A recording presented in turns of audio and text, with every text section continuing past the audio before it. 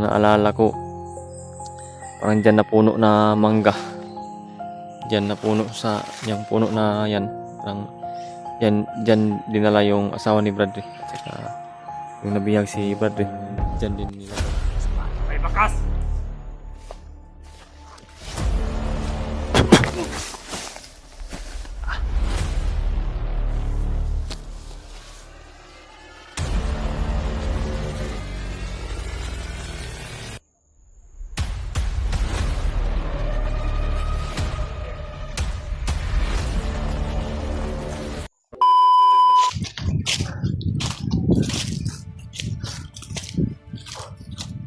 Yun mga tol, tuloy ako sa aking paglalakbay po. Magtaka po kayo mga tol. Makita nyo doon sa area na pinuntahan ko ngayon, mga puno ng mangga. Kaya magkasakali ako, baka makita ko yung anak ni Bradley dito. Naalala ko po mga tol, yung bihag po yung asawa niya at saka si Bradley ay parang dito dinadala ng mga bandido, yung mahawakan lang ng mga bihag. Dito nila tinatago ba, pero sa tingin ko mga tol ay wala dito, hindi nila dinala dito yung anak ni Bradley, o kung sino man yung bihag na hawak nila ngayon, sino man mga bihag na sa kamay ng mga kalaban. Wala akong nakita na mga bandido dito banda.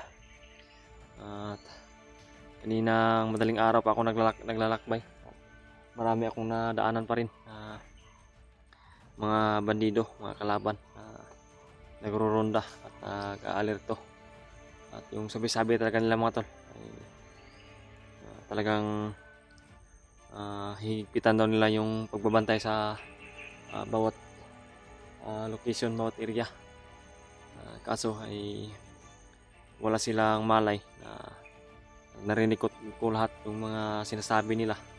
At kailangan ako nag-video mga tol para tulad ng mga sabi ko, para talaga sa kapakanan ko at sa kaligtasan ko rin. Hindi nila ako ma-monitor. Tuwing nag-video ako, malayo na ako sa mga kalaban, malayo na ako sa mga nakikita ko ng mga kalaban. Sabi-sabi pa nila mga tol, may mga narinig ako, parang may na-encuentro daw silang hindi makasamahan nila, may mga na-encuentro daw na parang mga hunter. Iwan ko kung sino yung mga na-encuentro nila, sila Brad Janry, sila Brad Buds, o si Brad Julius, o sila Brad Rimart, yung iba na may kasamahan. Baka kasali pa rin sa timpugi na grupo. At may nabalitaan po din pala ako mga tol, si Brad Marvin at si Brad G. Ward at si Kilaw ay magkasama daw, kaso si Brad Marvin ay may tama daw na bala sa katawan. Yun yung sabi sa akin ng isang supporter na nag-message sa akin, nagpadala sa akin ng mensahe. So, nalungkot po ako mga tol, nalungkot po kami, nalaman na ganun po yung nangyari sa kanila. Ang problema mga tol, di ako makapunta doon kung saan sila banda, pero baka sakali na makita ko sila dito, o madaanan ko sila dito, o masalubong ko sila dito, o makatagpo, ay di ako magdadalawang isip na lapitan sila. Kasamahan naman natin sila lahat, at isa lang po yung hangarin namin, ay yung makatulong talaga sa kapwa na nangailangan ng tulong. At masaya rin ako sa nalaman ko na balita na paabot sa akin na si Bradley pala at si Brad Buds ay magkasama na, at di daw sinadya na magkakataon. Dumating daw si Brad Buds, parang nakita niya si Brad Janry daw na may kausap na mga bandido, parang na corner siguro, iwan ko kasi di ko na monitor yung video nila. Iwan ko kung ano yung nangyayari. Basta ang sabi sa akin na nagsasama daw sila ngayon, nakikita na naligtas daw ni Brad Buds yung kalagayan ni Brad Janry. At isa pa sa nagpapasaya sa mga nalaman ko ay kasama daw po nila si Bradante. Muntika na nga daw na ano yun, napas lang siguro ano yung nangyari kasi dala-dala daw nila si Bradante, kasama nila si Bradante. Ginamot daw ni Brad Buds kung napaano talaga yung mga kaganapan nila kasi hindi ko talaga monitor yung video nila mga tol kasi nga sa sobrang higpit ng bantay na kalaban hindi tayo makapagkuha ng signal. Kailangan na mag-triple ingat talaga at doble ingat kasi sa pagkakamali lang delikado yung buhay natin o baka makaapak tayo ng kung ano-ano yung mga patibong nakalagay dito sa location nito, sa area nito, sa dadaanan ko. Kaya tinitriple ko palagi yung paglalakbay ko mga tol, paglalakad ko at talagang sinisiguro ko yung kaligtasan ko. At yun mga tol, dadaan siguro tayo sa paglalakbay, pagpatuloy sa ating hangarin. Dito parang naalala ko, parang dyan na puno na mangga, dyan na puno sa yung puno na yan, parang dyan dinala yung asawa ni Bradley at saka yung nabihag si Bradley, dyan din nilagay. Malalaki ang mga puno ng mangga dito mga tol. Yan, kaso parang naiwanan na ito ng mga bandido. Iwan ko kung naiwanan ba o wala lang naka-standby dito. Parang kuha na yung damo, makapal na yung damo ba. Dyan talaga yung punta ko sana kaya ito yung sadya ko dito, baka sakali ako na baka nandito dinala yung anak ni Bradley ba, pero wala po mga to, so, walang problema yan. Trinay ko lang na puntahan dito, daanan dito sakali ako na nandito. Okay lang, importante na confirm ko na wala dito. Yung pa natin ngayon patuloy na talaga sa paglalakbay. Parang malapad itong ano ito, area na ito. Ayan tayong kumpiyansa mga to.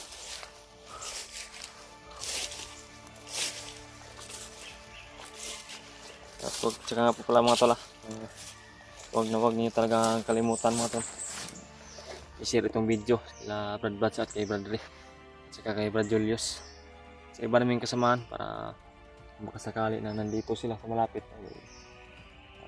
Kung may signal mo sila, sabi mga tol, kung may signal mo sila, pwede nila akong itry na kontakin kasakali na makahanap din ako ng signal at magkatugma yung oras namin. Pagtawag nila magkatugma sa oras ko, masagot ko po basta may signal ako. Pakisabi kila Bradley mga tol at kay Brad Buds na nandito na ako sa bundok, umakyat na ako mag-isa. Hinatid ako ni Brad Carlos patungo ako dito. Sigurado ako ba na masaya na talaga yun si Bradley ngayon kasi makasama sila ni Brad Buds kasi sigurado din kami pag nandito si Brad Buds ay mataas yung kumpiyansa namin, mataas yung mataas yung chance na mag-success talaga yung mission namin kasama namin si Brad Buds saka sila Brad Julius. So huwag niyo talagang kalimutan mga tol na pagdasal palagi yung kaligtasan namin. Yan, may mga daanan dito, parang daanan ito ng mga bandido pero wala naman.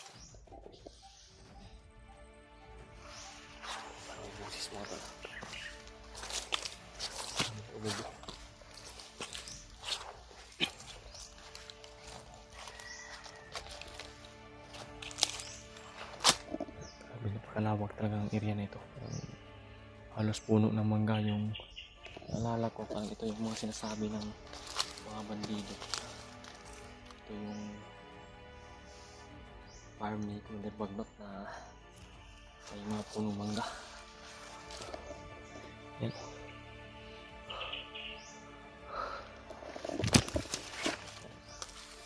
Sana ma-share talaga ito ila Brad Janry itong video na to. Mapagkunan din na ng base ba, baka mas malapit na din sila o baka na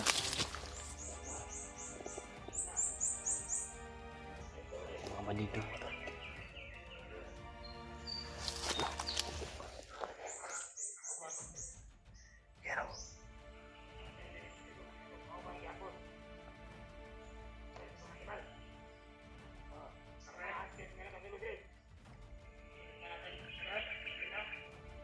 Nakita pala tayo. Nakita rin sila mga pinaslang. Pinaslang ng mga kasama nila. Iwan ko kung sila yung mga tumitira. Kasi hindi naman ako yung pumaslang kagabi. Hindi ko alam kung yun ba ang nakita nila.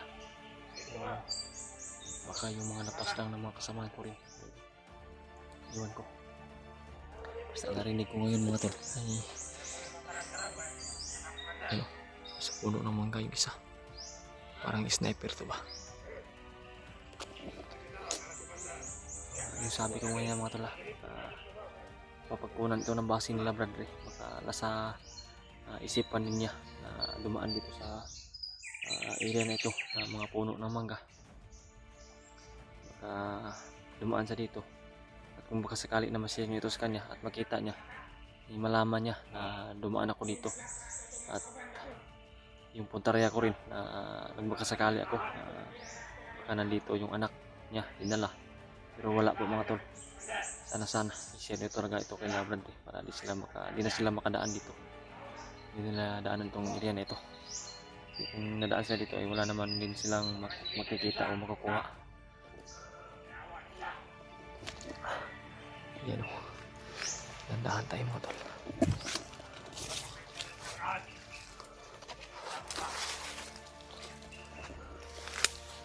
Yan o. Bumaba sa puno ng mangga.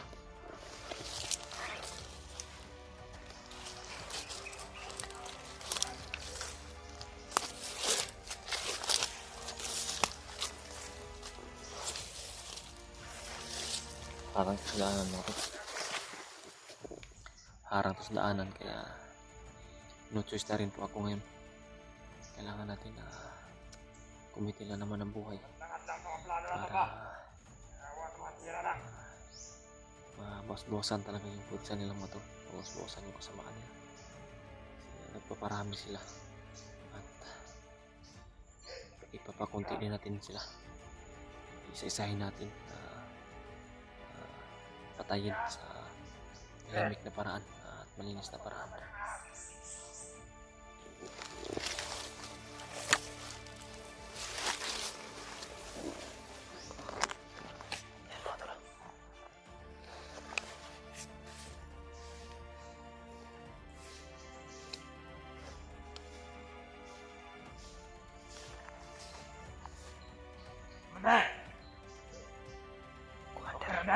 Commander pa rin yung kasama niya.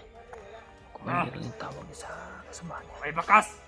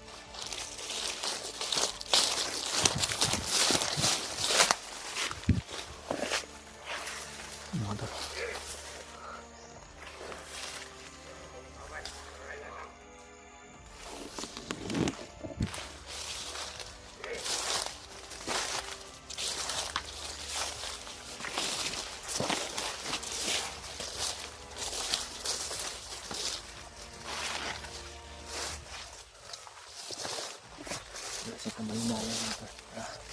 Pinunas na yung kasamahan.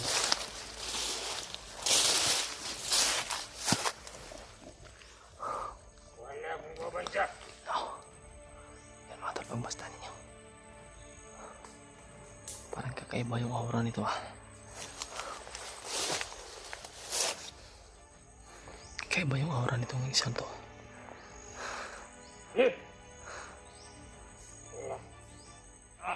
Puta lang na ilusara. Asa na katong siya kauban ako? Baring lima may kabog kiring kitagtag. Asa na katong tulo? Ang litsatan naman ako. Ay, may balik. Kinakada ang kauban ko. Isa dito pigili. Asa naman? Pakuha to. Ako rin, sige patay na sa mga handal. Pakuha mga tol. Okay, masunod na. Bago natin. May magpalabayan na kita. 5 press na nandito. Nakapagad na banda na kayo.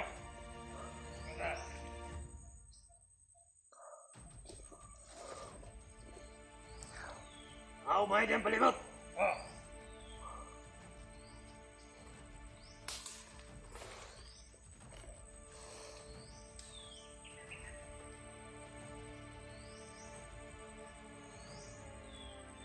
Huwag ikapoy na kong pangita sa mga hunters.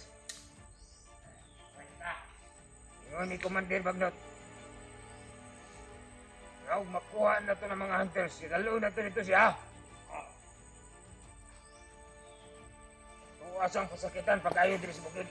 Atong tuturon pag-ayo ato patog ano kinsay nagpatay gapon sa itong mga kauban nga gilapa nila. Ikuha pag isa ka paa.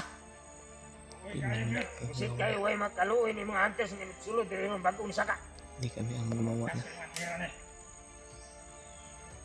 Nare panahon no badakpan ito na sila. Atong testingan og lapa ng ilang isa ka kauban.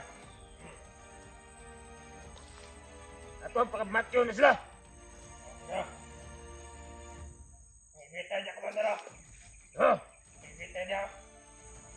Ibita. Ibita niya. Tandaan Ibita niya. Papunta ito mga kauban sila.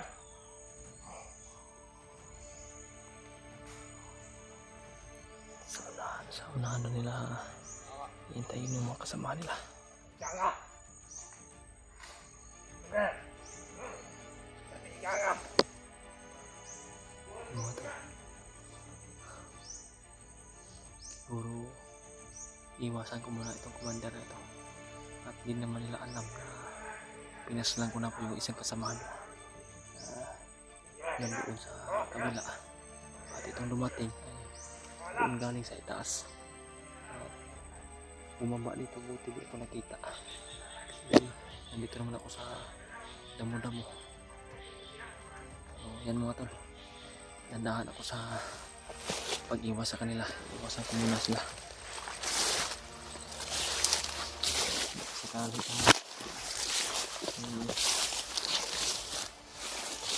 makuha tayong informasyon na iba. Dandahan ako mga